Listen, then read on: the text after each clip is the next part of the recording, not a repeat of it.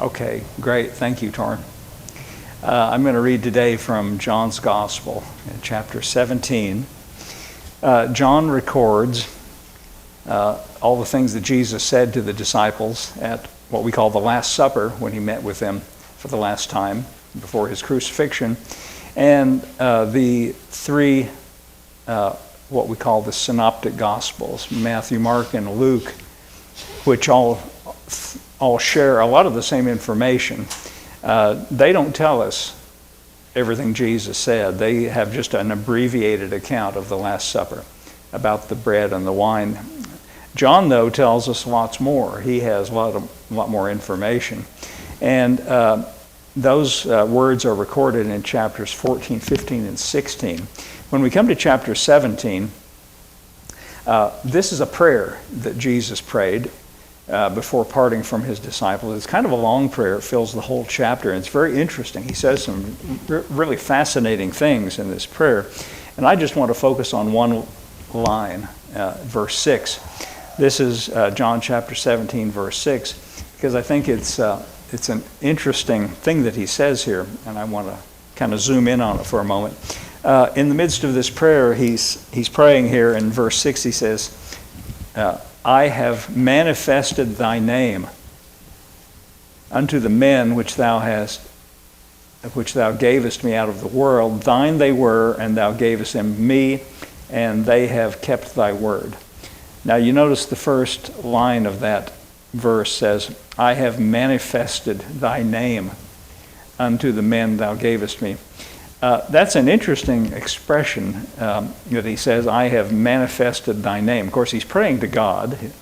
And when you, let me talk about this word manifested before we talk about what he's getting at, what I think he's getting at. By the way, this is English, obviously. We communicate in English, but it was not originally written. These texts were not written in English, written in the Greek language.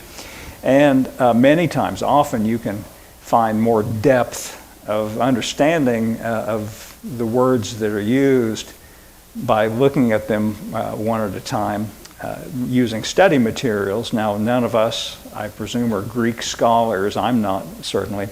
But there are some very helpful study materials. For one, the Strong's Concordance, which has every word from the King James translation.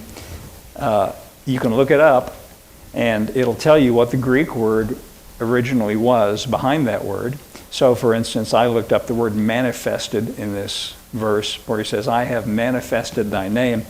And it is a Greek word, and I'm going to try to pronounce it here, phaneroo, spelled P-H-A-N-E-R-O-O. Phaneroo is how it's pronounced. And here's what Strong's Concordance says that it means. I'm going to quote now from Strong's Concordance. It says, the word phaneroo, translated here manifested, means to make manifest or visible or known what has been hidden or unknown. That's interesting, isn't it? To make manifest or visible. Now those we don't need to worry about because we're talking about a name, but known. So we could say, to make known what was previously unknown. And he says that in reference to God. He says, I have manifested thy name. Now, there are other study materials that you can look at, and I frequently look at, the major one. There's another dictionary of New Testament. Once I know what the word is, I can look it up in some other study books. There's one called W.E. Vine's Expository Dictionary of New Testament Words. That's kind of a long title. But I looked this word up to get some more insight. Vines points out that in the King James translation, this word phaneroo is often translated as appear. That is to say, when a person appears, or sometimes in reference to the appearance of Christ. And so you might be tempted to think it just means that something is presented to you, or something, or like if it's a person shows up. But he points out that in reality that this word doesn't really necessarily mean, it means more than that. And I'm going to quote now from W.E. Vines. He says, to be manifested in the scriptural sense of the word is more than simply to appear. And then he adds, a person may appear in a false guise or without a disclosure of what he truly is. But to be manifested means to reveal one's true character. And I think that's a really interesting thought in reference to what Jesus is saying here. I have manifested thy name. You could say, putting those two definitions together, he's revealing something, making known something that was previously unknown, and disclosing the true character of God. Now, it's more than, the importance is more than just words, more than just semantics, more than just a name. In the Bible, names are really important. Names refer to character. It's interesting, just as a passing thought, well, maybe not a passing thought, a major thought, that Jesus in the Gospels, when you read the Gospels, Jesus, when he speaks of God, he typically, and almost exclusive, he typically does not use the words that were used in the Old Testament for God, like Jehovah. He almost never uses that name in reference to God. Instead, the name that Jesus uses almost exclusively when talking to God is Father. For instance, when the disciples came to Jesus and they said, John the Baptist taught his disciples to pray, why don't you teach us to pray? And so he said, all right, when you pray, say, what is he? We all know what he says next, our Father. In instructing his disciples how to address God, he said, speak to him address him as Father. Now, if you step back from this issue just for a second, this only makes logical sense because Jesus comes into the world as the Son of God, and it's only then natural that he reveals to those who believe in him God in the way that he knows him as Father. And so this is almost exclusively the way that Jesus speaks of God as Father. And it's interesting that as we read from Strong's a minute ago, that this word manifested implies the making known of something that was previously unknown. And if you read the Old Testament, that's not really how Israel knew God as Father. They were in a different kind of relationship with him. And that word in reference to God is very rare. There are some cases, but they're isolated. And in fact, there are some really interesting ones. I think I'll just take a minute and read you one that comes to mind. This is actually the only one I can think of right offhand. This is in Psalm chapter 103. This is one of my favorite ones, and I'm going to read this because I just like what it says so much. This is one of the rare occasions where you find God referred to or likened to a father in the Old Testament, but it's so good I want to read it. This is Psalm 103, Torrin. And it says in verse 13, that's what I'm looking for. Psalm 103, verse 13 says this, like as a father pitieth his children, so the Lord pitieth them that fear him. For he knoweth our frame, he remembereth that we are dust. You notice that the way that the expression, like as a father pitieth his children, verse 13 is used, he's expressing the idea of sympathy. Now that's not ordinarily the way most people think of God as sympathetic. I would say if you took a poll or just asked people going down the street, most people would have this vision of God as kind of harsh and judgmental and kind of implacable, an implacable judge. Here David, as a prophet, David is... Jesus called David a prophet, and speaking as a prophet with some insight that ordinary people wouldn't have, likens God to a father. Jesus does as well, and I'm going to illustrate what he meant when he said, I have revealed or manifest or made known your name.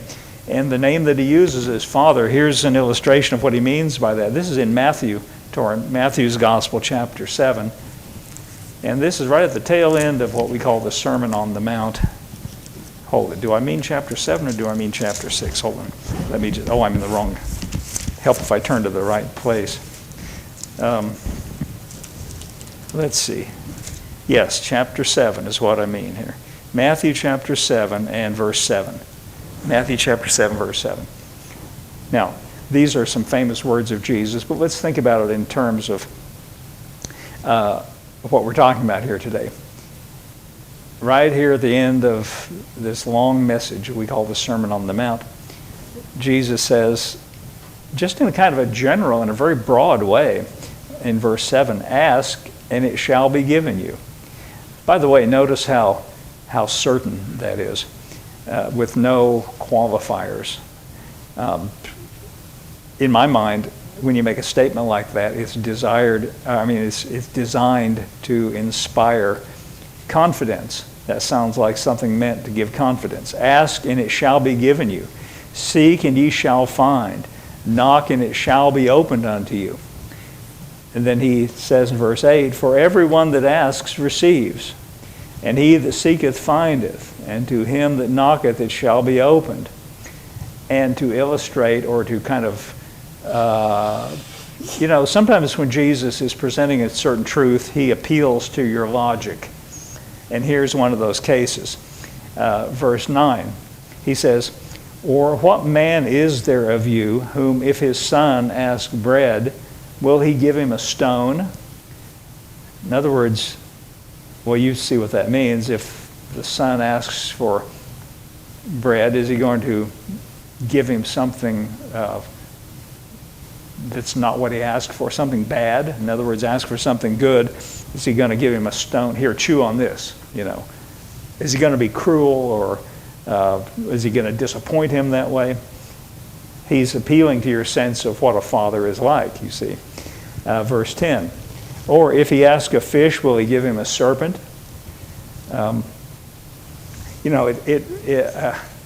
He's appealing to your sense of what a father should be like, an ideal father is like. If the son asks for a fish, is the father going to give him something that's going to harm him? It sometimes worries me and disturbs me a little bit to hear Christians talk about this notion of God that they have, that he goes around doing bad things to people. When some tragedy or some bad medical diagnosis or something like that comes along, sometimes people say, well, God has some kind of mysterious plan he's working out, and he gave me this dreadful disease. See, I don't think that's true, and I think when you allow thoughts like that in your mind, it destroys any kind of confidence. How can you trust a God who's going to give you, multiple sclerosis or something like that? God doesn't deal in those things. By the way, there's none of that in heaven, so he doesn't got any. He doesn't have any. He can't really give that because he doesn't have it. He can't give what he doesn't have. And Jesus here says, don't think of God that way. You see, do you understand that what we just read a while ago when he said, I have manifested thy name? What it's really saying is, I have revealed what you're really like. Earlier in that little discourse in chapter 14 of John, one of the disciples said to Jesus, show us the Father and it sufficeth us. Or in other words, we'll be satisfied. And Jesus replied and said, have I been so long with you and you haven't known me yet? It was Philip that he addressed him. He says, if you've seen me, you've seen the Father. Now, do you ever see Jesus going around doing bad things to people and giving them leprosy or giving them, cancer or something? These are things that are in the world, but Jesus doesn't ever give them out. And he said, if you've seen me, you've seen the Father. And here in his teaching, or his this discourse designed to reveal what God is like, he says, if a son asks for a fish, are you going to give him a serpent, or are you going to give him something harmful? Look at the next verse, verse 11. If you then, being evil, or you could say just ordinary, just natural, or maybe evil, if you then, being evil, know how to give good gifts unto your children, how much more?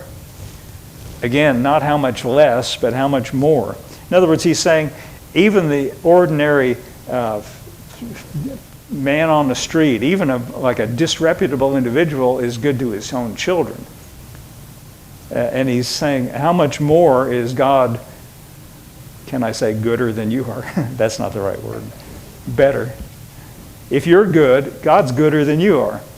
If you know how to deal in a loving way and a caring way with your children, how much more, he says, is God as a father. You see, he's likening him to a father. If you then, being ordinary or evil, know how to give good gifts to your children, how much more? Again, not how much less, but how much more shall your Father, which is in heaven, give good things to them that ask him? What is all of this designed to do? Why is he saying all of this?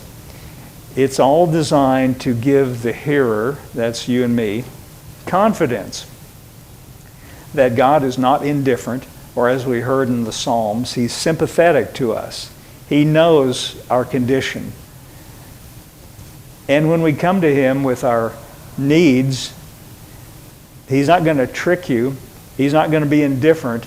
He's not going to give you a stone when you need a piece of bread. He's not going to give you a serpent when you need a fish. And Jesus here appeals to your sense of common sense and logic. Even an ordinary person knows how to treat their children that way. But God is even gooder, if I can say that, than, maybe that's what I'll put the title on this one. God is gooder than you think.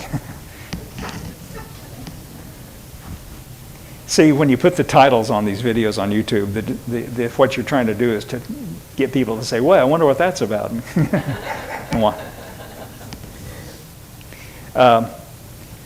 He's even better than we imagine, you know. I think as good as you imagine God might be, I think you're still falling short.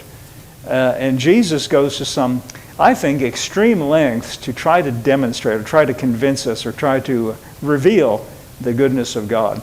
And I think my favorite illustration of what God is like, the nature of God, is a story that Jesus told in the 15th chapter of Luke's Gospel. And it begins on verse 11. Luke chapter 15, verse 11. Now this is a story that in our modern, understanding and, way we refer to these stories. In fact, in my Bible here, the captions at the top, the little headings at the top are added by the publishers of the Bible. That wasn't in the text. The top of my Bible here on this page that this story is on, it says, the prodigal son. And so we think of this story as about the prodigal, what we call the prodigal means wasteful, by the way. And so we call it that. But really it's not about that. It's about the loving father. That's really the topic of this story. The prodigal son is an illustration of the extreme compassion and love of the Father. And that's really what this is about. And if you read it in the context, I think you can understand that. So we won't take time to read the whole context right now. But it's a great and an interesting story, very revealing. Remember, Jesus, first of all, Jesus knows what he's talking about. He knows what God is really like, whereas his hearers might not have a true impression, but he wants us to have a true impression.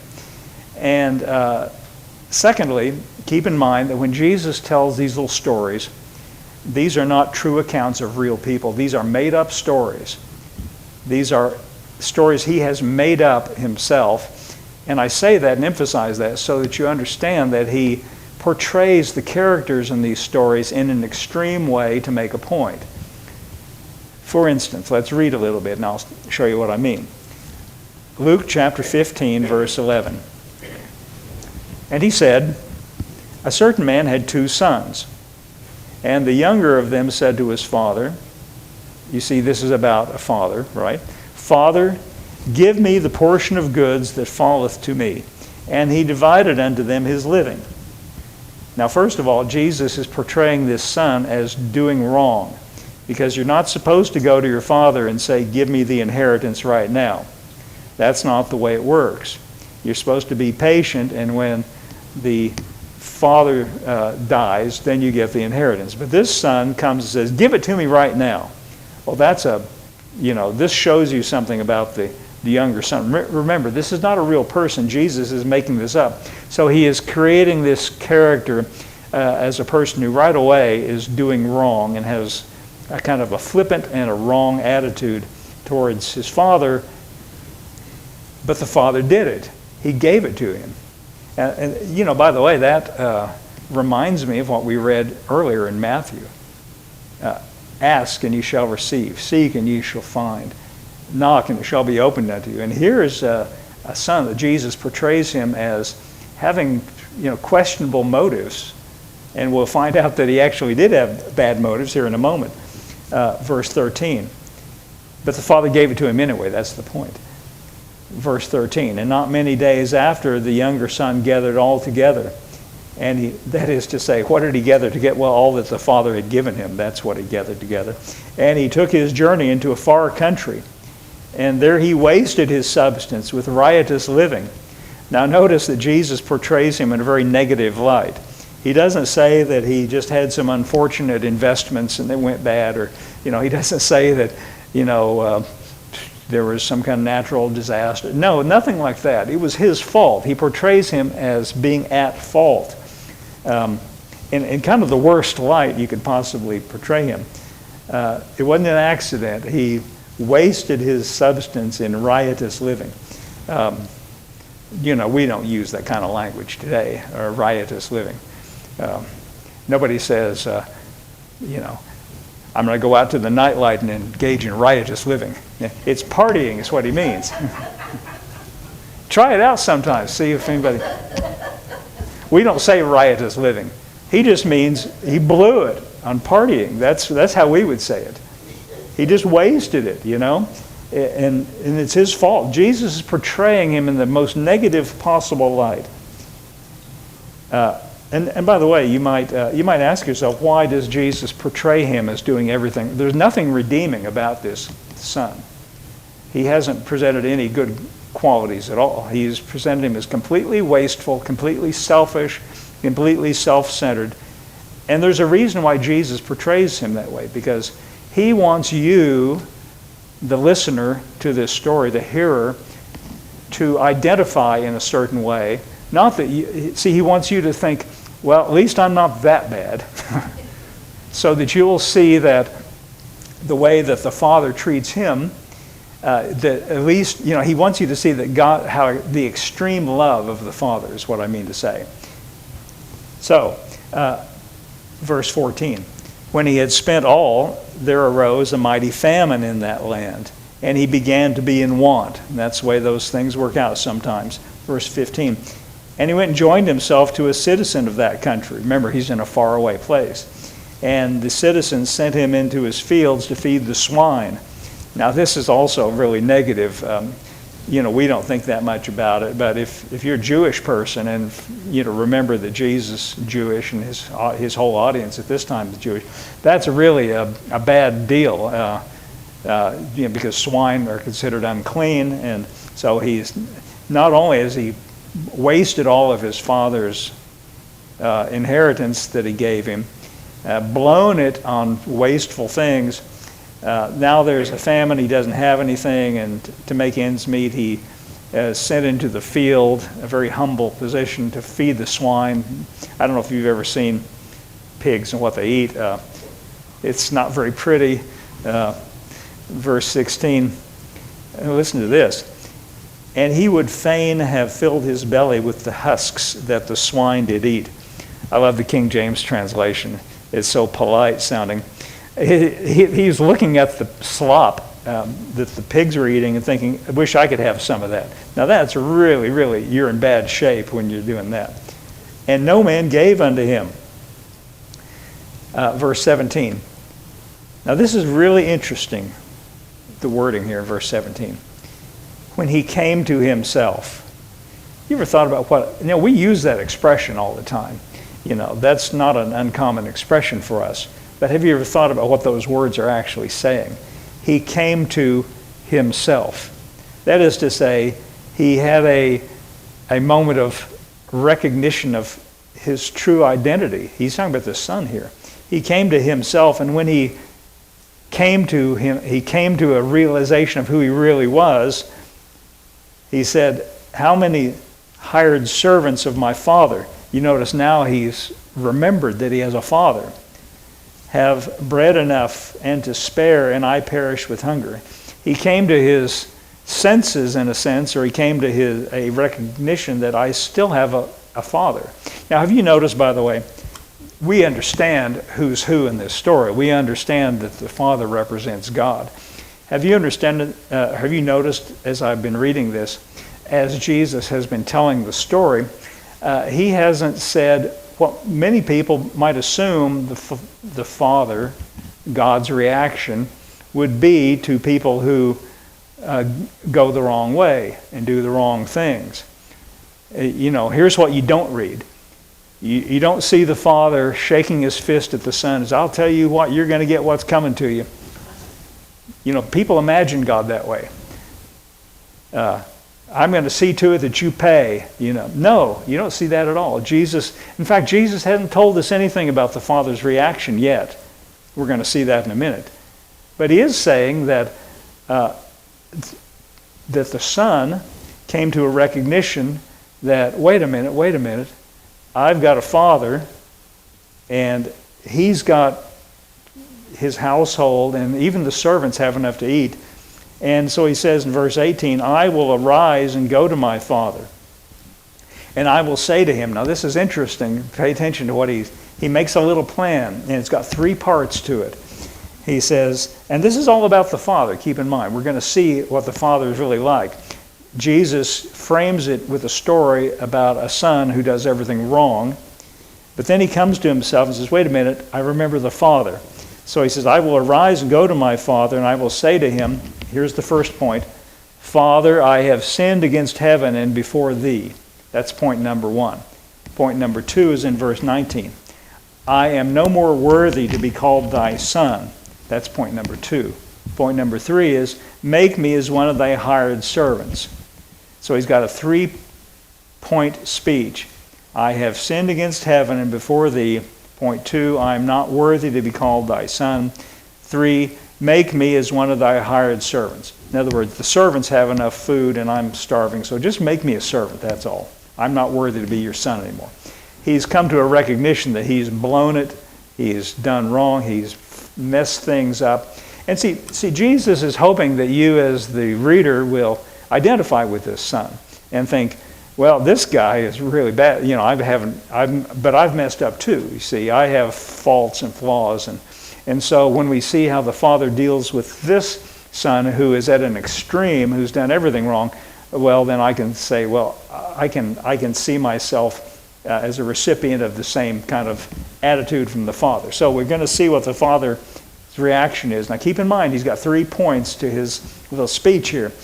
Number 1, I have sinned against heaven and before thee. Number 2, I'm no more worthy to be called thy son. Number 3, make me as one of thy hired servants. Now that's going to be important here in a minute. Verse 20. He arose and came to his father. Now listen to this. But when he was yet, remember, Jesus is making up a story to illustrate what the Father is like. But when he was yet a great way off, his father saw him and had compassion, and ran and fell on his neck and kissed him. Now, that's pretty wild, if you ask me. That's a view of God that you don't often get. Jesus is saying this is the heart of God. This is the attitude that God has. Not to saints or people sitting in church with their Bible on their lap. Nothing wrong with that, by the way. But, see, he portrays this son as at the extreme, having done everything wrong, so that you could say, well, I'm within the scope of, the Father will treat me that way too, in other words. Says the Father saw him a great way off and had compassion and ran and fell on his neck and kissed him. Now the Father knows that he's done wrong. The Father knows all that's happened, of course. And so remember, the Son has a speech. He's got a little 3-part speech in verse 21. He starts to give his little 3-part speech. And the Son said unto him, Father, I have sinned against heaven and in thy sight. That's point number 1. And I'm no more worthy to be called thy son. That's point number 2.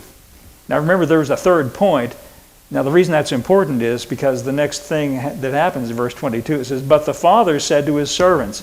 In other words, the father interrupted him, almost as though the father is not interested in hearing. In other words, I don't need to hear this. You don't need to. He didn't even let him say, "Make me as one of thy hired servants." He interrupted the speech, and the father interrupted in verse 22 and said to his servants, "Bring forth the best robe." That is so interesting. Not just get some old clothes out of the closet, get the ones that fell down on the floor, find the ones that you might want to take to Goodwill. No, get the best robe and put it on him, and put a ring on his hand. Now that's not just for cosmetics and for decoration. The ring was a signifier of authority. The one who has the authority of the father wears the ring, so he can rule over he can tell the servants what to do. In other words, the ring symbolizes a person who is in right standing, like a representative of the father. So put the best robe on him, put a ring on his hand and shoes on his feet. In verse 23, "Bring hither the fatted calf and kill it, and let us eat and be merry." By the way, I haven't told you yet the context of this story, and that again is an interesting picture of God. The context of the story is, let's go back to verse 1 of this chapter. Torrin, could you give me verse 1? I need to read this to you so you understand why Jesus said that. This is just an episode in the ministry of Jesus. Chapter 15, verse 1. "Then drew near unto him all the publicans and the sinners for to hear him." The publicans mean, it's generally understood to mean the tax collectors. It's interesting that in Great Britain, sometimes they call the innkeeper a publican because he runs a public house. And an innkeeper that runs a public house, there's entertainment and food and drink. And so these people were kind of held in maybe low esteem. And so it was in this, if you understand this as a tax collector, the tax collectors were people who were working with the Romans, the oppressors, and collecting taxes against their own countrymen. And so they were held in kind of low regard. So these are people on the lowest rung, outcasts in other words, usually accused of immorality or wrong choices in life, or people looked down upon by the religious people, publicans I'm talking about. And sinners, well, you understand that's kind of in the same category. But it says that the publicans and the sinners drew near to Jesus to hear him. And the Pharisees, verse 2, the Pharisees are the religious people, and the scribes murmured and said, "This man receiveth sinners and eateth with them." And that's a good thought. He does receive sinners, by the way. But they noticed that. They didn't like that. They didn't say, "That's good." They're criticizing him. "This man, Jesus, receiveth sinners." And then they said, "and eateth with them." Now, we just read that and think, well, we just think they're having, well, what do we think? And what was happening here? He said, and why were they so upset about it? Well, when you read these parables that follow, especially the one we just read, where the son came back and the father said, "Bring the best robe and put it on him, and put a ring on his finger, shoes on his feet, and kill the fatted calf. Let us make merry." This gives you the impression that what was happening here when Jesus was, he wasn't just sitting there, they weren't just sitting there silently having a grim, stony-faced meal, no one's saying a word.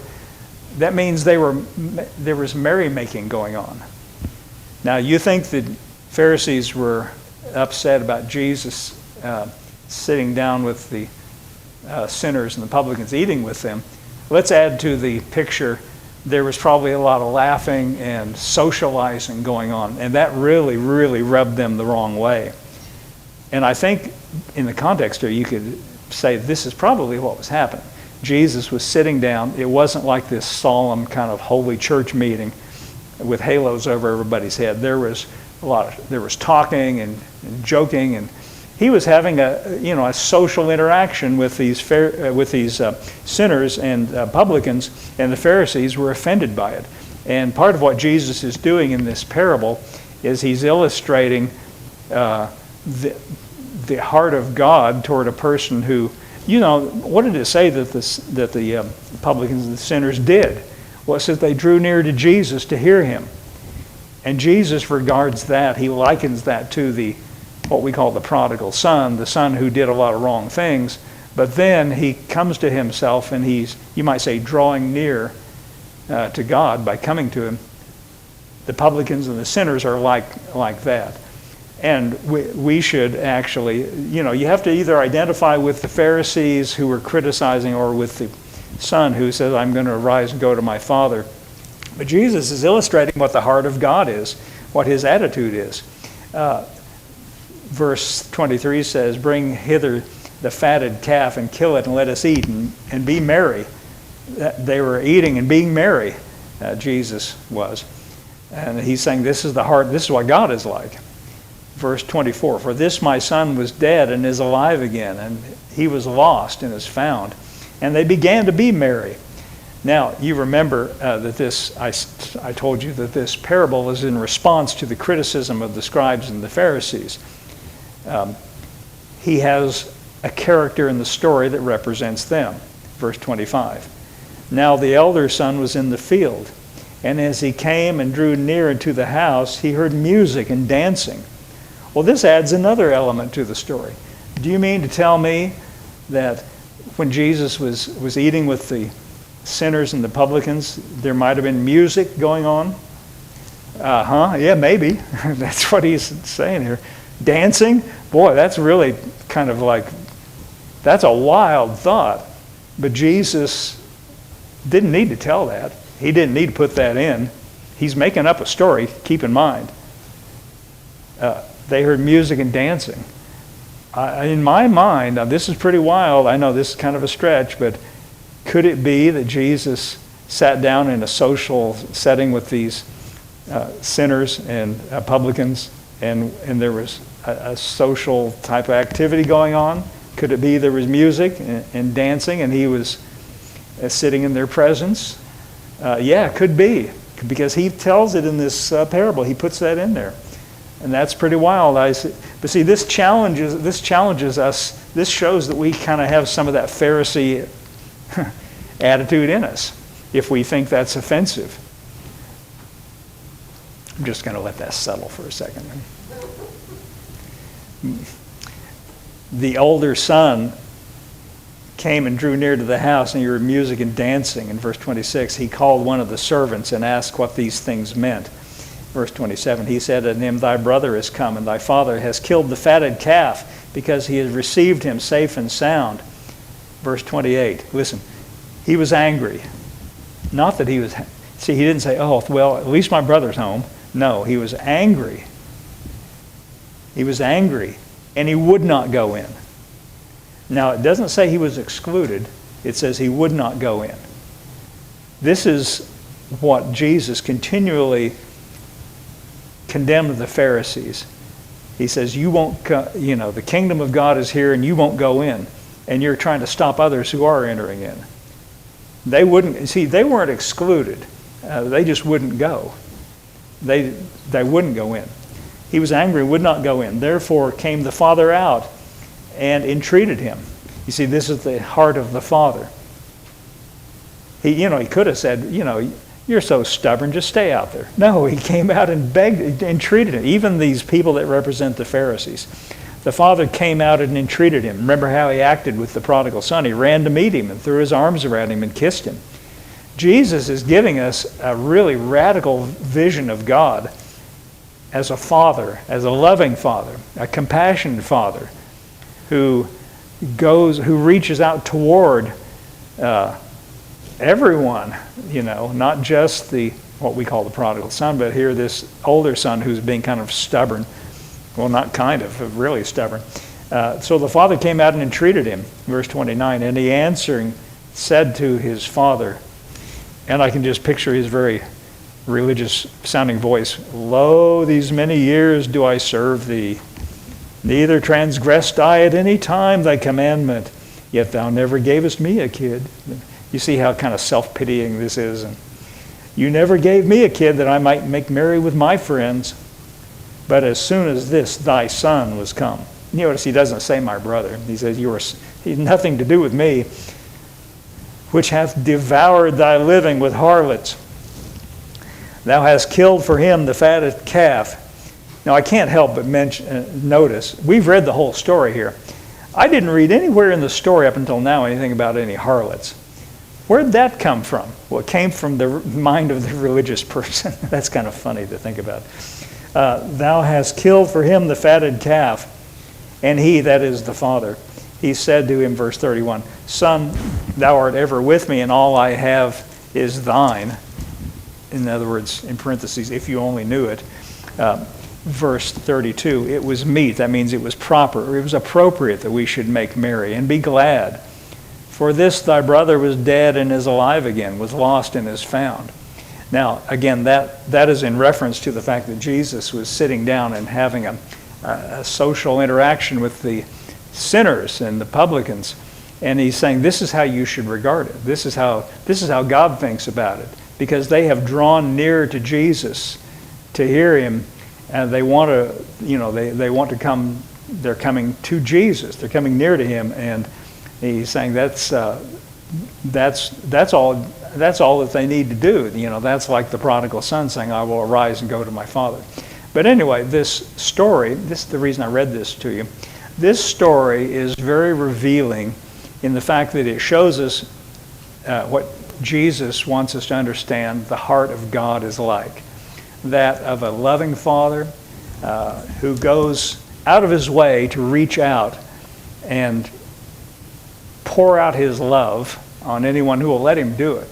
Now, he would have poured out his love upon those Pharisees, but they wouldn't go in. They wouldn't have anything to do with him. And so anyone who comes to him, and we are those, of course, we should see ourselves as those. I think Jesus is hoping that the reader will identify with those who came to him, and the way we should understand the heart of God is he's pouring out upon us that same kind of love and goodwill and the same kind of loving fatherly attitude. Okay, I think that's all we have today on this Father's Day. And don't forget, as